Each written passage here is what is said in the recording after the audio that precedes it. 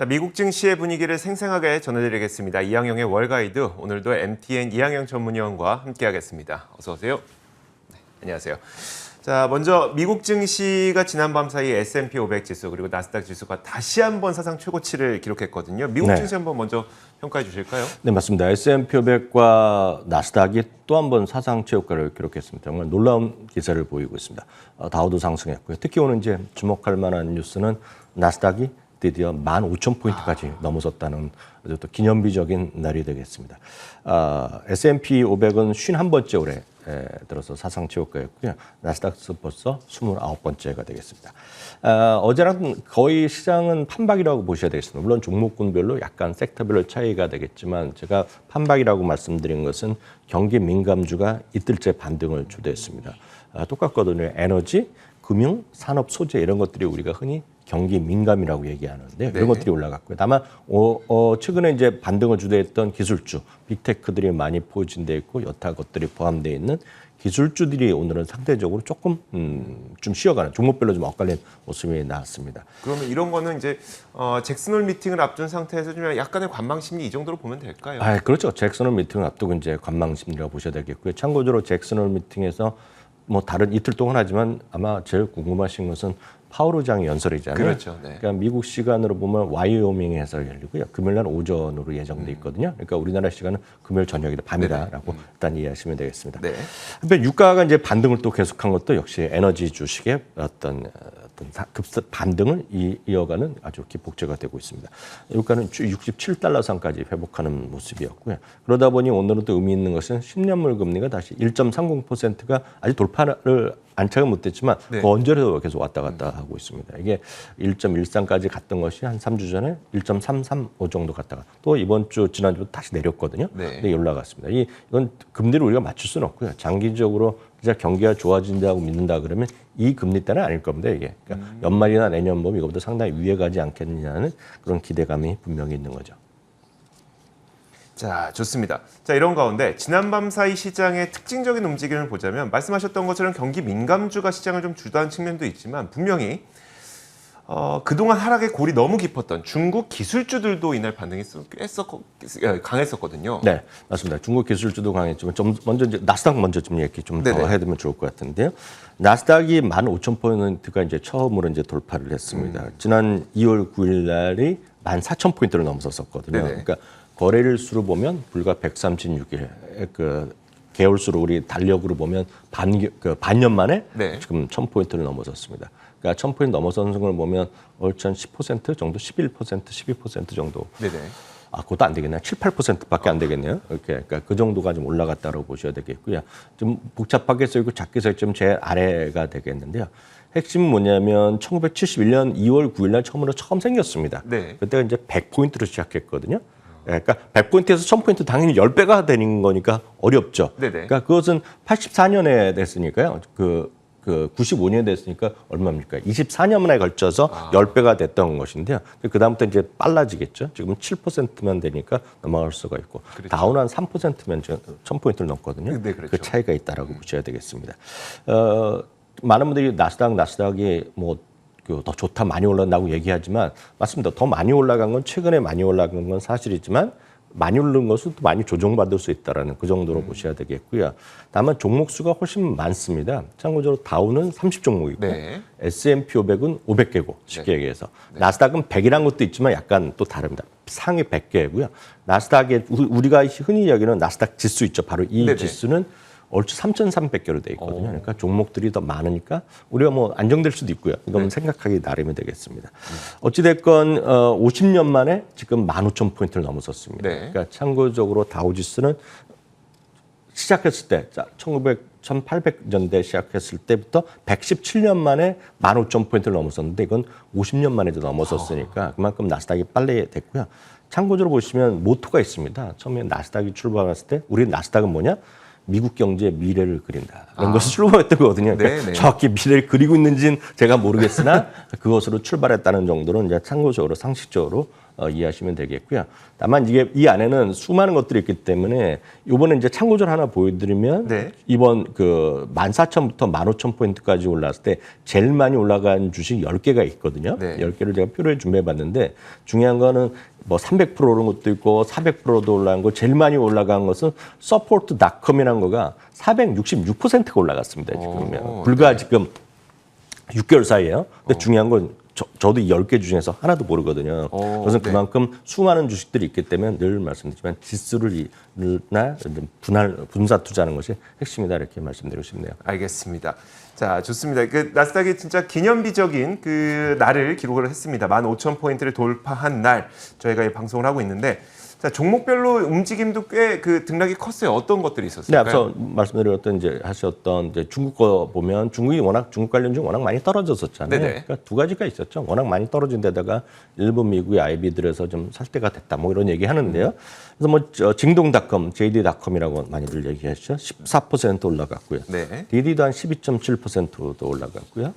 알리바바도 6% 이상 올라갔습니다. 그래서 MSCI 차이나라는 ETF가 있습니다. 네. MCHI라는 거가 대충 일반적인 건데 이것도 한 4% 정도 올라갔습니다. 관련해서 이제 해리스 파이낸셜 그룹에서는 이런 얘기를 하고 있는데요. 말씀드렸다시피 납부과대 이런 것들 때문에 올라갔지만 중국 당국의 어떤 불투명한 정책은 여전히 지금 쉽게 해서 스트레스를 받을 수 있거든요. 네. 그러니까 이런 것들 때문에 너무 뭐 적극적인 것보다는 좀 면밀히 좀 보실 필요는 있다라고 이해하시면 되겠습니다. 알겠습니다. 근데 그 우리 이항영 위원은 사실 중국 기업은 미국에 상장되어 있어도 말씀을 많이 안 하시더라고요. 혹시 저요. 중국 기업은 좀 어떻게 봐야 되는지에 대해서 좀 조언을 해주실 수 있을까요? 저는 개인적으로 이제 그 중국 관련 기업에서 예산 한두 개 보는 게 있습니다. 그 알리바바는 제가 워낙 관심이 많고요. 네네. 저희가 여러 번 얘기했던 신동방 교육은 최근에 이제 이슈가 되었고 주가 훅 떨어졌잖아요. 네네. 그 정도는 보고 있지만 나머지는 제가 크게 개인적인 선호도는 안 갖고 있어요. 네. 왜냐하면 제가 저는 기본적으로 뭔가 좀 써보고 제가 아는 걸 좋아하는데 네네. 중국 관련 기업은 물론 미국에 있는 건 뭐 예외입니다. 뭐 찾아보려면 여러 가지 찾아볼 수 있지만 본 데이터는 중국에서 있지 않습니까? 그렇죠. 그리고 중국이란 나라가 어찌됐건 우리가 인정하건 안 하건 간에 어찌됐건 공산당 독재 국가 아닙니까? 네네. 그것은 그만큼 가장 핵심적인 투명성이 좀 부족하다는 거를 여러 차례 이제 우리가 봤거든요. 네네. 그래서 그나마 이제 미국에 상장된 그나마 괜찮죠. 중국에만 상장돼 있는 것은 뭐 제가 폄하하자는 것이 아니라 어떤 중국이란 나라에 어떤 한계가 있거든요. 네네. 그래서 분석도 잘 안 되고 데이터를 접근하기 쉽지 않거든요. 중국. 그러니까 중국 많은 분들이 후광등 좋아하시는 분 많이 있어서 제가 뭐라 그러실지 모르겠지만 네네.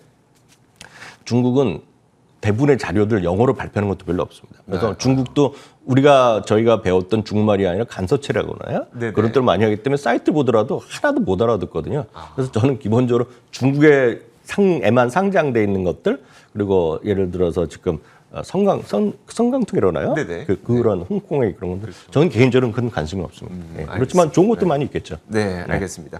자, 이 외에도 다른 종목들의 움직임도 있었습니다. 백신 관련주들이 네. 이제 뭐 지금까지는 굉장히 잘 올라가다가 또 다시 또 하락하기도 하고요. 네, 그러니까 이제 주식이죠. 뭐 계속 올라갈 수는 없고 계속 네. 떨어질 수도 없는데 보면 이제 재료는 다 살아 있고 가치는 살아 있을 겁니다. 이게 함부로 끝날 것이 아니죠. 그러니까 이번에 미국에서도 얘기하고 우리나라에서도 이제 9월 말 10월부터는 백신과 더불어서 공존하는 시대 이런 얘기 하잖아요. 네네. 그것은 백신 그런 코로나19가 완전히 없어지면 좋겠지만 그거보다는 변이도 계속 나오겠죠. 네. 그리고 백신도 계속 맞겠죠. 그렇기 때문에 이 시장 자체가 없어지는 분명 않을 거고 훨씬 더 많이 필요하겠죠. 네. 보시면 제가 어저께 뉴스를 이제 정확한 수치는 못 들었는데 베트남 같은 경우가 지금 우리나라 뭐 삼성전자도 이슈가 되고 있고 공장 때문에 네. 한번 말씀드렸다시피 나이키의 주요 공장에 셔다운돼 있거든요. 네. 그러니까 더 만들어야 되는데 제가 한 지난주에 봤더니 베트남의 백신 접종률이 1%뭐 들었거든요. 요즘 좀 많이 늘어난다고 제가 봤는데 수치는 모르겠습니다. 네. 그것은 그만큼 전 세계 수많은 나라들이 지금 맞은 나라도 많지만 안 맞은 나라가 훨씬 많잖아요. 제대로 못 쫓아오는 나라들이. 네. 그러니까 백신은 여전히 전 괜찮다고 보고 있습니다. 저 개인적으로. 어찌됐건 그렇지만 화이자도는 좀 떨어지고요. 모더나도는 3-4%씩 다 떨어졌습니다. 한편 반면에 어저께 이제 올랐던 건데 어저께 이어서 계속 올라갔던 그런 흐름들이 있습니다. 그게 바로 여행 관련주들인데요. 네. 특히 마카오는 이제 중국령 아닙니까? 마카오에서 여행 제한을 좀 푸는 조치를 발표한 것 같습니다. 그러면서 라스베가스 샌즈라든가요, 윌리조트 이런 것들이 물론 라스베가스도 있고 아틀란틱 시티에도 있지만 마카오의 비즈니스가 크거든 비중이 수익성이 좋고 그런 쪽에 오늘 다 어제 이어서 올라갔고요. 당연히 항공주 이런 것들이 좋아지겠죠. 델타 항공이 되겠습니다. 델타 항공은 미국 비행기 중에서 국제선까지 포함한 세계 최고의 기업입니다. 미국 안에서는요. 그래서 이제 델타 항공을 보시면 되겠고요. 다음에 이제 여행 관련주에 여행 예약하는 것들을 보면 이제 몇 개 있습니다. 부킹홀딩스가 있겠고요. 익스피디아 이런 것들이 있겠고 숙박이나 이런 거 보면 앞선 콘에도 나왔지만 에어비앤비거든요. 그래서 이게 에어비앤비를 주목하셔야 되는 것이 이번에 에어비앤비랑 익스피디아랑 부킹홀딩도에서 이번 실적 발표에서 기대 이상 발표한 것은 에어비앤비 하나밖에 없습니다. 다만 이제 실적 발표한 날 주가 떨어졌거든요. 왜냐하면 회사에서 이번 3분기, 4분기에 이렇게 좀 반등과 이어질지에 대해서는 주의해야 된다는 얘기를 했어요. 소극적으로 발표했거든요. 그렇지만 장기적으로 진짜 된다 그러면 저는 에어비앤비 상당히 주목할 만한 기업이라고 전 개인적으로 좀 보고 있고요. 실적 관련해서는 이제 베스트바이가 오늘 장전에 발표 나온 이제 장 후에는 노드스트롬 이런 게 나왔는데요. 중요한 건 베스트바이에 관심이 많으시죠. 오늘 결론을 보면 8% 이상 급등을 했는데요. 한마디로 깜짝 실적이 나왔습니다. 이건 슈퍼 깜짝 실적이거든요.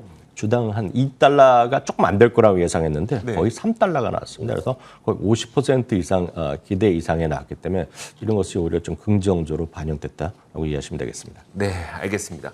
자, 이런 가운데 빅테크 기업들은 다소 숨고르기를 이어갔는데 사실 뭐 숨고르기 했다고 해서 지금 서운할 분들은 별로 없을 만큼 빅테크들이 잘 올라가기도 했었거든요. 서운하실 필요 없지만 그래도 한 이틀 떨어지면 유유하시는 거거든요. 이제 또 많이 폭락했다, 막 급락했다 얘기하는데, 저는 이제 너무 미국 시장이 너무 강하게 올라가다 보면 늘 그렇거든요. 주식은 일직선으로 올라가는 것은 절대 없습니다. 어느 순간 올라가면 가격 조정이 오고 기간 조정이 오는데 지금 가격 기간 조정 없이 그냥 계속 올라가는 것이 워낙 많습니다. 근데 자잘한 것들 있죠. 앞서 이제 6개월 만에 300%, 400% 올라간 것도 있지만 저도 모르고 여러분들은 모릅니다. 웬만한 분들은 그 주식들이 뭐 하는 기업인지 모르거든요. 근데 이제 문제는 그 정도는 올라가지 않았지만 마이크로소프트나 구글 같은 것이 이렇게 계속 올라가면 이건 진짜 이상한 겁니다. 그래서 제가 반농담 삼아서 개념이 없이 올라간다는 것인데 오늘 마이크로소프트가 이제 드디어 오늘 조금 숨고르게 했습니다. 그렇지만 0.67%인데 이건 이제 언젠가는 가격 조정이건 기간 조정이 있을 수밖에 없습니다. 이런 주식들은요. 알파벳이 어저께도 그리고 오늘도 오르고 또 0.67% 올라가서 오늘은 올타임 하이라고 합니다. 사상 최고치를 또 바로 가버렸는데요. 이거는 장기적으로 보면 추세는 분명히 살아 있습니다. 왜냐하면 누구나 다 돈을 보잖아요. 여러분들 많이 보시기 때문에 많이 보시는 여러분들이 직접 돈을 안 내더라도 누군가는 여러분들이 본다는 걸 생각하고 돈을 내는 광고주가 있는 거죠. 바로 거기에 이제 포인트가 있습니다. 알파벳이 0.67% 올라갔고요. 애플은 이제 그럼 이거 6센트가 내렸는데 뭐 떨어졌다고 할 수도 없습니다. 하여튼 애플이 오늘 좀 소폭 좀 내려가는 모습이 보여졌습니다. 또 하나 이제 연 이틀 동안 5% 이상 급등하면서 최고치로 갔던 엔비디아가 오늘 또 0.7% 정도 좀 내리는 모습. 그럼 뭐 전형적으로 쉬어간다는 모습이 되겠고요. 테슬라 같은 경우가 오늘 또 0.3%. 약간은 어저께는 뭐 또 나름 반등했거든요. 오늘 약간 좀 쉬어가는 모습이 되겠습니다. 알겠습니다. 자, 이렇게 종목별로 계속해서 저희가 움직임을 좀 살펴보고 있는데, 자, 이런 가운데 비트코인도 최근 들어서 다시 한번 반등하고 있으니까 비트코인에 대한 이야기도 한번 들어보고 싶어요. 네, 미리 말씀드리지만 비트코인은 뭐 분석할 수 있는 영역도 아니고, 그러니까요. 제가 뭐 전문 지식은 전혀 없다라고 다시 한번 말씀드립니다. 뭐 해본 적도 없는데 비트코인은 어찌 됐건 최근 들어서 다시 좀 반등을 하고 있습니다. 여러 가지 얘기를 있지만 흥미로운 부분들은 이제 미국의 서양에서는 이제 돈 많은 사람은 고래다 이런 표현을 하는 게 있는데요. 이거는 이제 그 제목으로 보면 고래들의 순매수인데요. 고래들이라는 것이 이제 비트코인을 5천만 달러 이상 갖고 있는 기관 투자가 뭐 투자가를 웨일이라고 고래라고 표현했습니다. 근데 이들이 얼마만큼 주간 단위로 순매수했느냐 보여주는 그림이 바로 이 그림이 되겠습니다. 그러니까 주간 단위를 보면 순매수를 꾸준히 하다가 3월 이후에 약간 소극적으로 돼갔고요. 4월 달엔 순매도로 한 2주 정도 하다가요. 좀 늘리다가 5월부터 또 6월까지는 계속 순매수 규모를 줄이다가 6월 말 기점을 해서 다시 순매수로 급격히 늘리고 있다는 그림입니다. 이게 어떤 의미인지 모르겠으나 어찌됐건 비트코인이 계속해서 역설적으로 잠겨갖고 있다는 겁니다. 지금 이 그림을 의미하는 것은 네. 비트코인이라는 거는 계속 찍어내는 게 아니지 않습니까? 네네. 사실 몇 년 전부터 그러지만 앞으로 채굴할 수 있는 게 한정돼 있다는 얘기하고 네네. 있고요.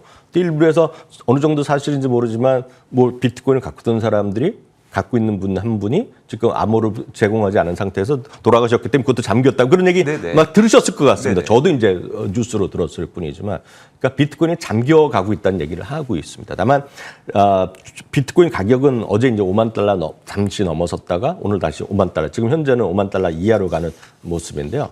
제가 드릴 수 있는 말씀은 비트코인이 얼마가 올라갈지, 이더리움이 얼마나 올라갈지, 그리고 많은 분들이 관심을 가졌던 다지코인인가요? 네네. 이런 것들이 얼마나 급등하고 이럴지는 아무도 모르지만 제 입장에서 드릴 수 있는 설명은 이런 가격이 중요한 것이 아니라 어떤 블록체인을 기반으로 한 어떤 세상의 금융시장의 어떤 큰 변화, 그걸 우리가 얘기하는 핀테크라고 얘기하고 있지 그렇죠. 않습니까? 하고 있지 않습니까? 그리고 모든 이제 여태까지 은행 거래, 여러분들의 금융 거래는 뭔가 은행이란 걸 끼죠. 은행이란 걸 끼고 그 은행 관련 수많은 서비스가 있고 중앙은행이고 있는데 그걸 이제 배격하는 사람들이 얘기하는 거가 탈중개 은행화 이런 얘기를 많이 들으셨을 겁니다. 네네. 이게 이제 지난 저희가 이전에 한번 그 전문가 모셔 교수분 한번 얘기했죠. 네, 그게 이제 디파이란 거거든요. 탈중개화 이런 개념인데 이런 개념이 상당히 급속하게 확산되고 있는 거는 분명하죠. 그러니까 장기적으로 그런 것들이 단기적으로 이게 뭐 내년에 될지 후년에 될지 모르겠으나 그런 걸 준비하고 그런 세상으로 바뀌는 흐름은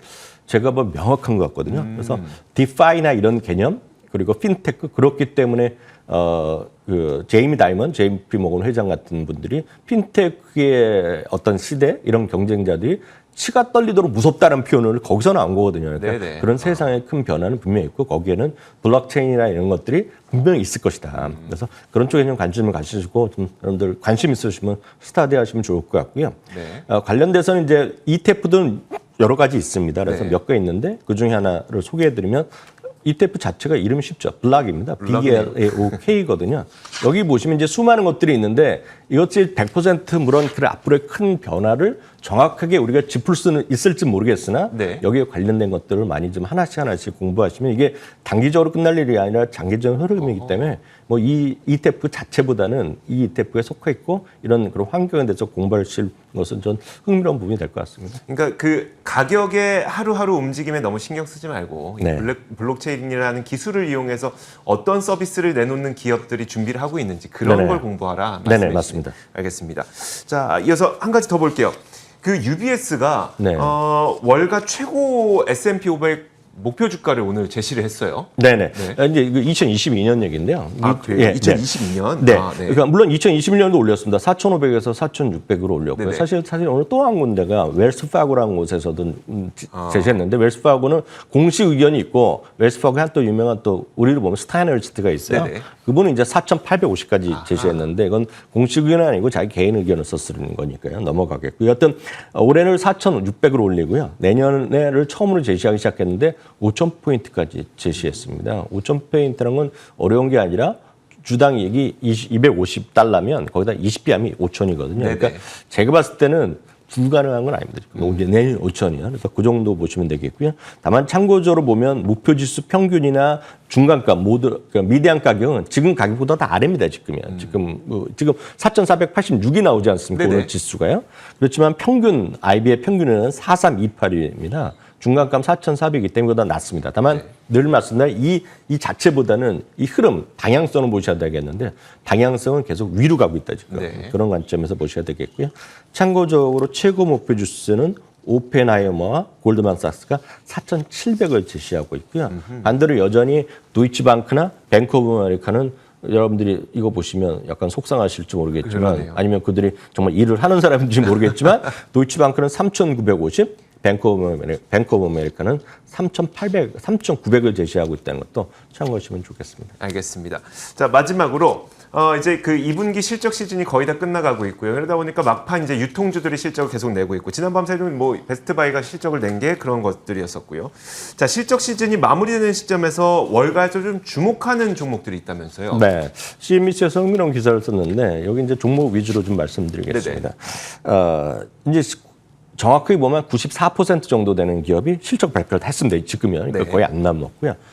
그 실적은 전년 동기 대비 레피니트 기준으로 보면 95% 가까이 됩니다. 그래서 엄청나게 이익이 증가했어요. 그러면 이제 월가의 애널리스트들이나 평균이나 이런 거 다 내보면 얼마만큼 이들의 목표 지수, 이익보다 더 많이 늘었냐도 볼 것이고요. 네. 그에 따라서 애널리스트들의 의견이 바뀌는 것들을 확인할 거거든요. 그래서 이제 여러 가지를 냈는데 CNBC에서 집계했습니다. 그래서 한 5명의 애널리스트들의 지금 자기 담당의 그 종목 중에서 가장 좋은 거, 지금 딱 실적을 확인한 거라서 지금 사야 될 거, 네. 이런 것들은 5종목을 소개했는데 대부분 아시는 것들이 많이 나올 것 같습니다. 오늘 앞선 코드나하고 저도 얘기했지만 서스퀴아나에서는 에어비앤비를 좀 탑픽을 제시하고 있습니다. 네. 그러니까 에어비앤비는 주가가 이거 주식 보면 엄청 물려 있습니다. 쉽게 해서 맞아요. 네. 네, 그렇지만 이거는 장기적으로 이제 다 얘기하는 거라고 보셔야 되겠고요. 윌리엄 브레어라는 증권회사는 이것도 여러분 주목하셔야 되는데 늘 말씀드리지만 다들 아는 것 같이 무서운 주식이라고 말씀드렸습니다. 네. 모든 것을 다 갖고 있다고 제가 표현하고 있는데 마이크로소프트를 얘기하고 있습니다. 윌리엄 블레어에서요.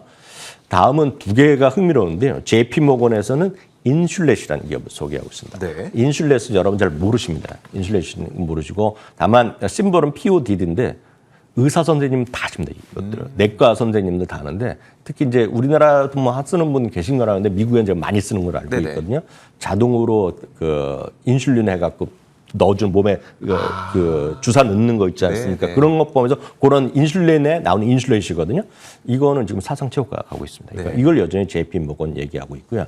베어드에서 덱스컴을 얘기하고 있습니다. 네. 덱스컴은도 이거는 다 아십니다. 지금. 이 환우들은 다 아는데 네네. 이거는 쉽게 얘기해서 당뇨 여러분들 매일 체크하시잖아요. 체크해야 되죠. 그 진단기 시장 1등 회사입니다. 그래서 우리나라에 관련 주식이 있는데 전부 다 덱스컴의 그 용지를 그런 관련된 기업이라고 보셔야 되겠고요. 다음 마지막으로는 오레오라고 잘 아시잖아요. 과자요. 몬델레스 인터내셔널이 좀 JP모건에서 역시 투자 의견을 탑픽으로 제시하고 있습니다. 알겠습니다. 자, 지금까지 이항영의 월가이드 MTN 이항영 전문위원과 함께 이야기 나눠봤습니다. 고맙습니다. 자, 저희 굿모닝 글로벌도 마칠 텐데요. 오늘 바로 저희는 그 굿모닝 글로벌의 공식 유튜브 채널인 월가워즈 라이브 방송을 하는 날입니다. 그래서 잠시 후 7시 30분에 유튜브를 통해서 라이브 방송 보실 수가 있으니까요. 생방송에서 못다한 이야기 라이브 방송에서 많이 합니다. 많은 분들 참여해 주시면 고맙겠습니다. 자, 이어지는 출발 성공 투자도 많은 시청 부탁드리도록 하겠고요. 저희는 내일 같은 시간에 찾아오겠습니다. 함께해 주신 여러분 고맙습니다.